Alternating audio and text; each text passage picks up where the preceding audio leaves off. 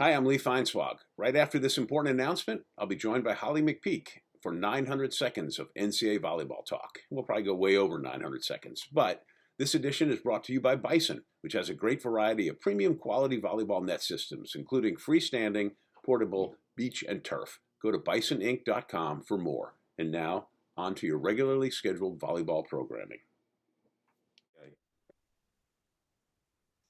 Oh, Holly McPeak just said, I thought 900 seconds is 15 minutes, and it is. But I can start the clock and we can go, but we won't. Uh, No. so nice of you to join us. And it's great to have a West Coast perspective because I have to be honest, there's a lot of matches on the West Coast that I don't see anymore now that I live in the Eastern time zone. It's just past my bedtime. I'll watch two sets or maybe three, and that's it. That's all I got. Um, let's start with USC. Yeah. Surging right now. Won, I think, eight in a row. And what impresses you about them? Well, I thought that they would surge later because they've got three freshmen in the lineup. It takes a little bit of time to adjust. They're very talented in the middle. I think they've got a trio, be McGinnis, Ford, and Taverdi in the middle, so they can score bunches when they're in system. So I've just been really impressed. I think they're a good blocking team.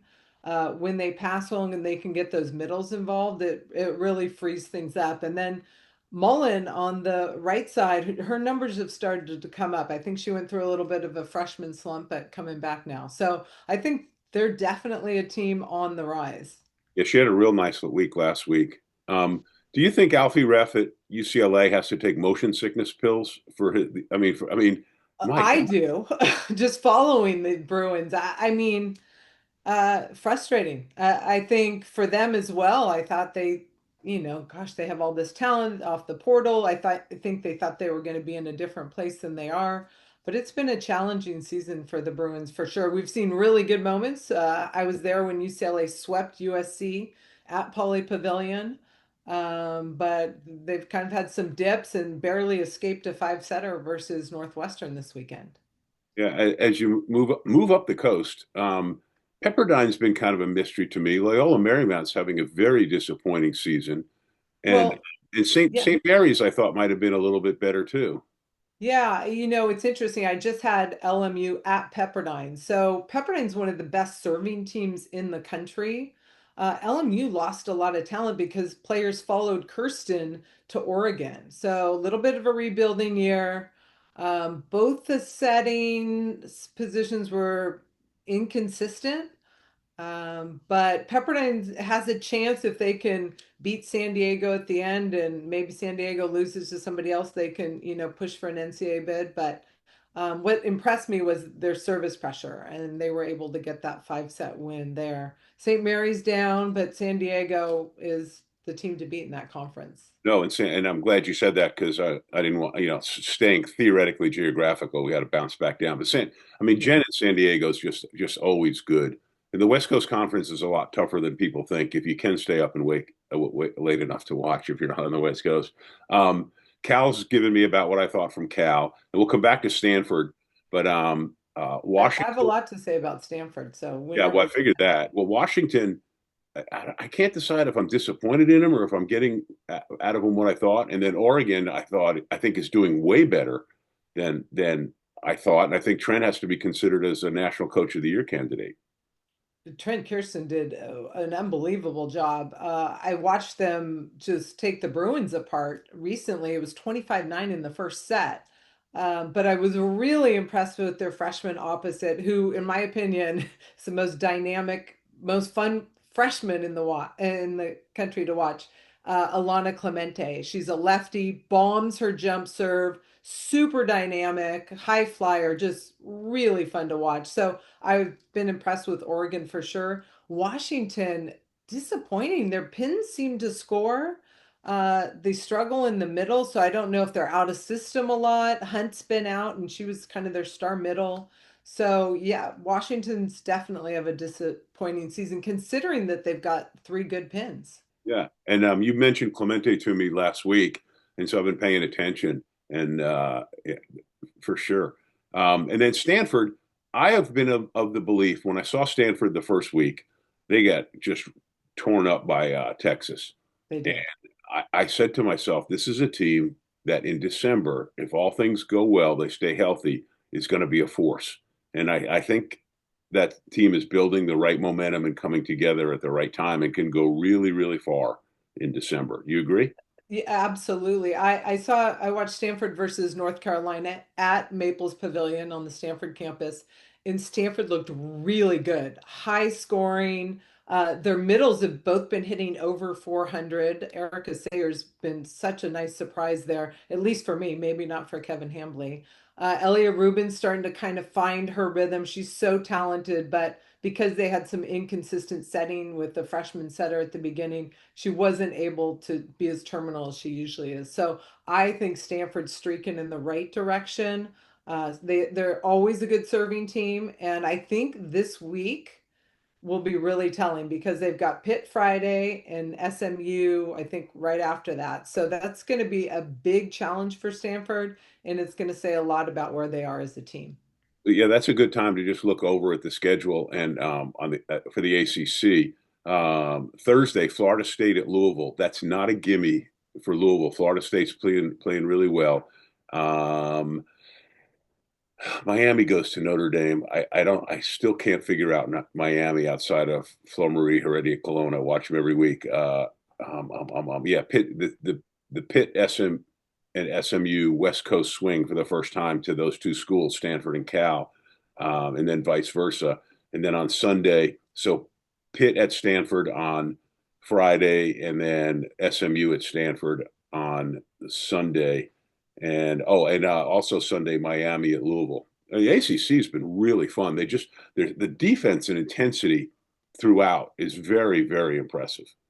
I think the ACC is the deepest conference right now. If you look at it, Big Ten's having a down year just with the injuries, players leaving teams. It just has not been the same. It's usually the best conference in the country, but I think this has been a really weird year in the Big Ten. I mean, Wisconsin without Charlie Furbringer for a long period of time, Stark leaving Penn State, they haven't been able to find their footing. And that's kind of opened the door for a team like Purdue to do so well. But ACC has been really impressive. Yes, Miami can score big points behind Cologne.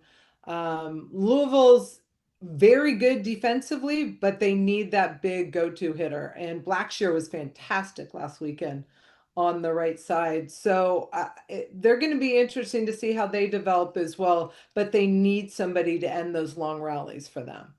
Uh, the ACC may be deeper, and it's funny when you say the Big Ten is down, and yet Big Ten's still going to get so many teams in. We'll talk about them in a bit, but like if I had told you when the season started, Stanford and Pitt would be tied at 13-1 with 4 games left, and Louisville's a game back at 12-2, and then 3 teams at 11-3: Miami, SMU, and North Carolina. And North Carolina is just one of those teams that could totally disrupt the NCAA tournament bracket. I mean, Oh, I agree. I was really impressed with North Carolina, and they played tight with Stanford at Stanford. It was 3 sets, but it was, very tight sets. So, like I said, ACC has been really impressive. Georgia Tech's having a bad year by Georgia Tech standards, and is still 48 in the RPI with a chance to play itself in. You know, Yeah, I mean, I feel like in the 40s it gets a little iffy. There's conference wins, I mean, ranked wins and all those things that the committee takes into, when they're looking at how who's going to get in, and I just feel like 44, 45, it gets a little well, nerve-wracking. the thing about this year is that there are very few non-power four teams that will get at-large bids if their conference has an upset. I mean, Yes. there's just a handful of them. I mean, UTEP in Conference USA and Xavier in the Big East and um, um, South Dakota State in the Summit League, and the odds are, South Dakota State's going to win that league, so there's not going to be anybody else getting it. I mean, it's one of those years where there aren't going to be the so-called bubble teams and upsets screwing things up that much. I don't think. At least, we've still got a couple weeks to go, and the tournaments, the mid-major tournaments are all going to start, and they're so much fun too. By the way, They are. They are. I mean, we've seen teams get upset there, and the team that should go doesn't go because they don't win their conference, which is nerve-wracking if you're going into a conference tournament as that top seed. you said you had Nebraska Minnesota the other day for Peacock, the one NBC game that they don't show on NBC, which is only on the subscription service. Because I would have loved to have heard you and Barney do that game because I just have so much fun listening to him do play by play. And then, of course, when you're with him, it works out so great. Of course, you guys have done Olympics together and, and so much I else. haven't done Olympics with him. You haven't? No, Kevin Oh, no, doesn't. no, He did. no, Yeah. that's, Sel- Heather has, Salima and Heather. Heather was and with us. Salima. And Salima, Yes. I think, was in with Barney. Yeah, my bad. Yes. Okay. That's okay. Holly McPeak is Like to. worthy of doing the Thank Olympics. you. And, Thank and, you. and let me say this because I told you this once before. I remember about 5 years ago, you were kind of taken aback when I said it. But when you first started, I thought of you as somebody who knew the beach and didn't really um, have a full, I don't know what the word is, scope of the indoor game. And you've worked so hard and know so much about the indoor game throughout. Like you would have had trouble doing this when you first started an interview like this. You just didn't have that knowledge base, but you've worked so hard, which I would expect from somebody who worked as hard as an athlete as you did. But seriously, Well, that's true. thank you. I appreciate that. I mean, growth mindset, right? I like learning. I love talking to the coaches and learning from them. I love studying the game. I love looking at the whole picture and all the different teams. I mean, I really love this sport, and that's why I like to promote it and talk about it and do all the things. Yeah, no, it's a wonderful culture what we have in this sport. And anyway, enough about being so nice to Holly. Let's make her work Oh, some more. All right, so you saw Nebraska, Minnesota. I try to come up with names for Nebraska, like the immovable force, the locomotive, the wrecking, machine. uh, I mean, today I called them the wrecking crew. yeah, They're literally the wrecking crew. They were unbelievable. I mean, the last two matches, they've hit over 400 as a yes, team no, against good teams, and they're just continue to get better. And credit Danny Busboom Kelly. I mean, she mixes them up in practice. I mean, that's actually really important because if they have 15 sweeps in a row at Nebraska. So they need to get pushed, get uncomfortable, so that when they get, to tournament time, they're ready for those challenges. So I think the challenges that they're seeing are in the practice gym across from their teammates. And I think that's fine. I mean, if you have that kind of depth, why not? yeah, no. The only thing about them at this point is, and I've said this so many times this year with Emily, they're so well equipped to handle injuries. And the only thing we don't know about them is if they get punched in the mouth. If they go down 2-1 and they're, having a tough fourth set, it could happen. I mean, the way it looks right now, credit to anybody who can take a set off them at this point. But, come December, it's our version of March Madness. Totally. And the pressure's different in the NCAA tournament.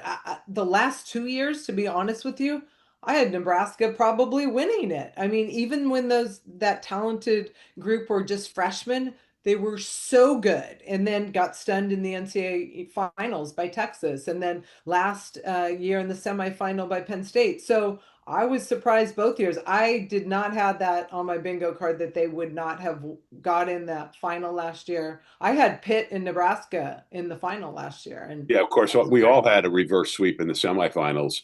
yeah, Um, right. I mean, Yeah. yeah, but uh, I think the one thing that none of us really could have predicted was Jess Merzick, the way she elevated her game to a completely different level for Penn State, and then continued that into the love season. I mean, she went from being a very, very good player to being uh, a member of the wrecking crew.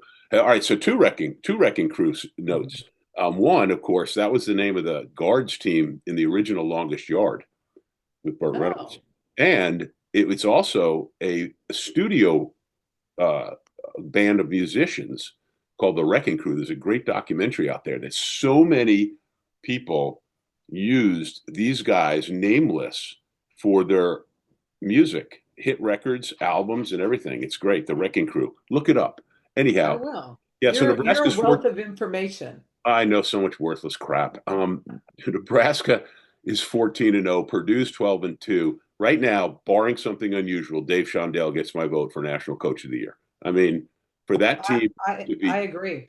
I 21 agree. and 3, 12 and 2, it's unbelievable with if you know the whole story. And then Of Wisconsin course. now at 11 and 3. We'll go back to them in a second. Indiana and USC at 10 and 4. Charlie Furbring is back. And for them to have just mangled Indiana yesterday, Indiana's good, and Indiana was hot, and then Furbringer comes back, and it's a whole different team. And in this week's 900 square feet um, media poll, we go Nebraska, Kentucky, Pittsburgh, Texas, Stanford, Louisville, Texas A&M, Arizona State. I still don't get how my compatriots are voting Arizona State eighth. I still got them fifth. Purdue, SMU, and now Wisconsin at 11, up a notch. But and some of the notes from some of the people were like, "I wish I could put Wisconsin higher." Well, they got those losses count, but I don't feel like Wisconsin's the 11th best team in the country now.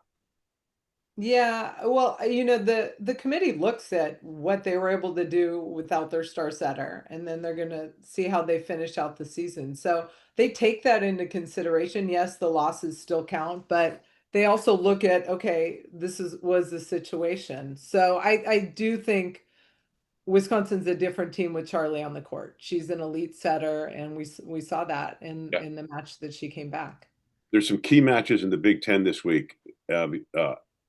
Really important for seeding and maybe even getting in. Oregon at Indiana, Penn State at Minnesota. Nebraska makes its first LA trip in the Big Ten, goes to UCLA and then UCLA. I mean, the USC. Oregon, Purdue, and thank goodness, Buckeyes, Ohio State. They won a couple matches. I feel so good Yeah, for them. That's got to be just so difficult. it Um, is. yeah. So, have you watched much Big 12? Very little. I watch it on volumetrics, but nothing, not that much on TV. We need some more Big 12 on TV because they've got Yeah, some good no, teams. you got to be an ESPN Plus person. But Yeah, right now in the Big 12, um, Arizona's still in first place at 11 and 1. Colorado, which had a tough week, and Kansas, which again riding the roller coaster, but mostly up, 10 and 3 each. And then Iowa State at 8 and 4. Iowa State was cruising along, and then boom. But in the Big 12 this week, let me look real quick. Baylor at Kansas State. Kansas State is just dangerous enough, beats people, messes them up. TCU at Colorado, huge match for both teams for seeding purposes, possible top 16 and where they go in the tournament. Um, Saturday, TCU at Iowa State, Arizona State at Colorado, big match for both those teams. SEC, I can that we was can we always circle back because we oh, didn't even I didn't get to touch on like Nebraska coming to LA. That they're like rock stars of the volleyball world. This Nebraska it's team like the because Yankees. It's like the Yankees, a traveling yeah, show.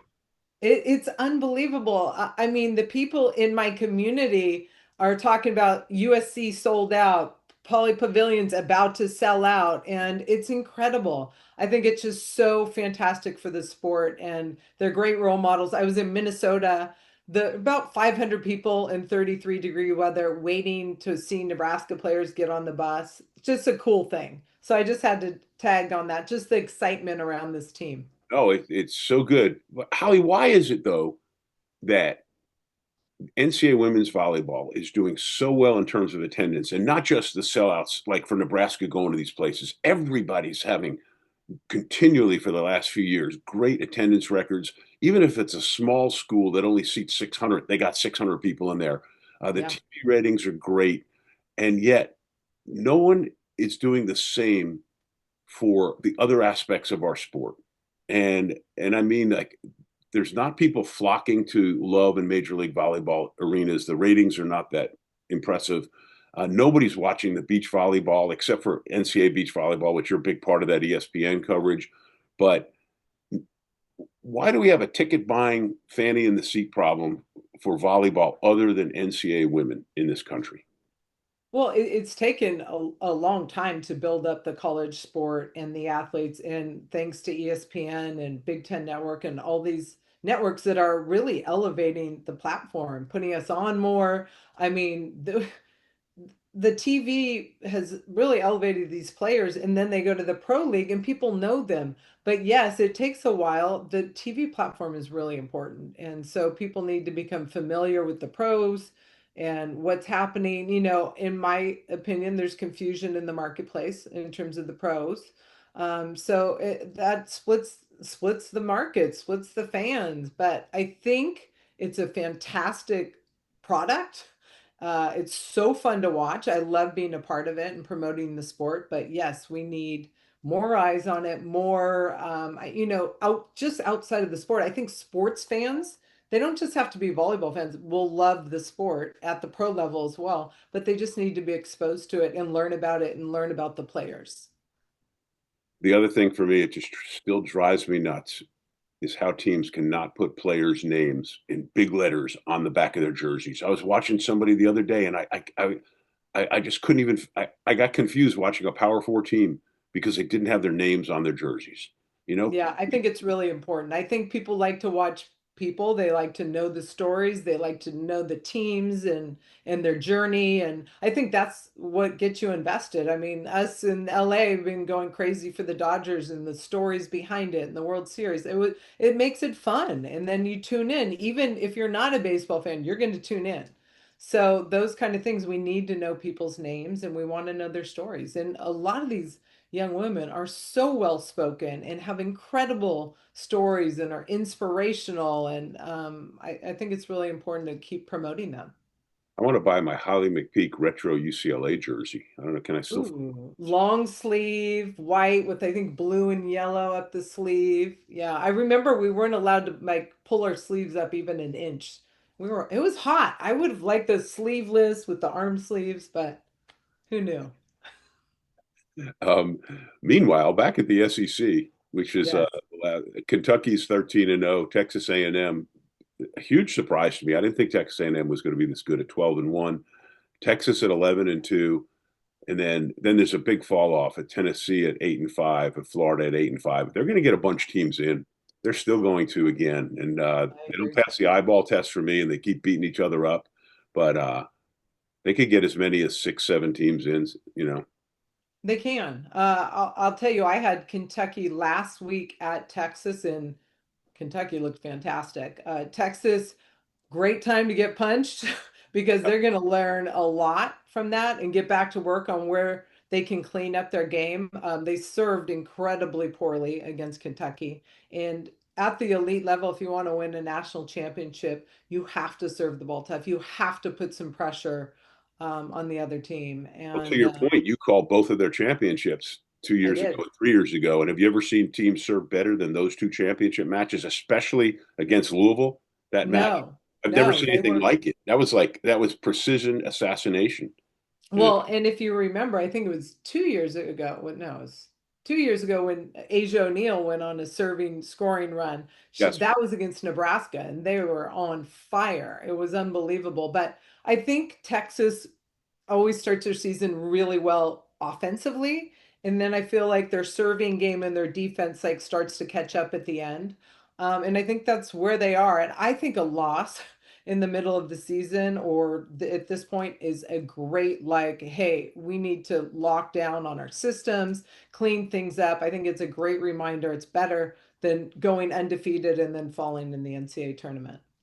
I'm looking through the SEC schedule this week. There are no marquee matchups. And then they have a tournament. They do. With it's a cast of thousands because there's so many teams in the SEC now, and it Yeah. starts out with the number 9 versus the number 16. So I mean, I have to wash my hair. I think the first round, and I'll be busy. But You'll be busy. yeah, right, exactly. So all right, our buddies at Creighton finish up the regular Big East season against and at St. John's and Seton Hall. They do the New York swing and then the Big East championship. And right now, Xavier's a lock to get in if Creighton wins the Big East. I don't know if they'll get more, but I think I covered most of everybody we'd be thinking about. Villanova, of all things, has a higher RPI than Marquette at 42 and 45. Wow. Um, Oh, interesting. yeah. How So about Dayton with 54 conference wins in a row? That's pretty impressive. Unbelievable job. They finally got rid of that deadweight coach who was there when Kelly Sheffield left to go to Wisconsin. And Tim's done a great job there at Dayton. They're fabulous. Um, so what do you got this week? I get the weekend off. It's my anniversary, so I'm taking the. Oh, I'm sorry. No, I have Nebraska at UCLA on Friday, and then I'm taking Saturday and Sunday off. Just Nebraska at UCLA. Yeah, just Nebraska at UCLA. I'm actually fired up for that. I think As for well you should be. UCLA, I mean, they're a bubble team again, and they've been the first team out the last couple of years. So obviously, I mean, they've got their work cut out for them. But maybe it'll be late. The Nebraska players might be a little sleepy. I don't know. And as Holly knows, her husband Leonard, I met a long time before they did because I covered LSU basketball, and he became the agent for one guy named Shaquille O'Neal, and goes now you get taking me way way back. So you know my husband longer than I do. That's I crazy. think so. I think so. But hopefully you know him better and have way more fun with I him. hope You so. guys, how many years you married? So we've been together since '01. Sorry, we've been together since '94 and married since '01. I can't do the math, but that's I okay. can't Way, either. that's great. That's great. A Give long time. give him my best. Thank you I for doing will. this. This is so much fun. Um, I will see you in Kansas City.